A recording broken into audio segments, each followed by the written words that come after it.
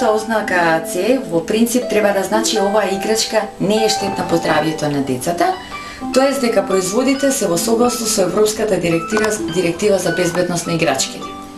Според Европската директива, освен што е строго пропишано кои елементи се штетни за играчките, тие мора да содржа декларација со процентуална застапеност на одделни елементи. Но за разлика од оваа ознака на Европската унија, кај кинеските отровни играчки, ја има истата ознака С, која што означува дека тие се од кинески производи, дека се од кинески извоз. Затоа од Коалицијата за безбедни играчки порачува да се внимава при изборот на играчките. Значи треба да внимавате кои играчки ги избирате кога одите да купувате.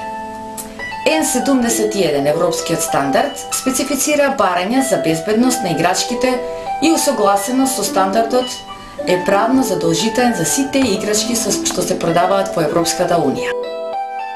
Оваа играчка што ја гледате, ме учи кој што децата многу ја сака да си играат со играчкава, се наоѓа на RAPEX листата. RAPEX е алатка за алармирање на европскиот пазар за производи кои може да предизвикаат опасност по здравјето на потрошувачите. Секоја недела оваа листа се обновува со производи кои се забранети на европскиот пазар. Овие производи се забрануваат само во границите на Европската унија, а бидејќи Македонија се уште не е дел од унијата, овие препораки не се обврзувачки за нас. Што треба ние да превземеме? Подобрување на стандардите, регулативата за играчките N71, задолжително се применуваат стандардите за сите играчки, домашните и увозните.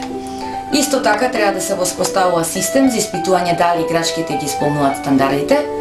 Државата мора да ги имплементира стандардите за производство на здрави производи.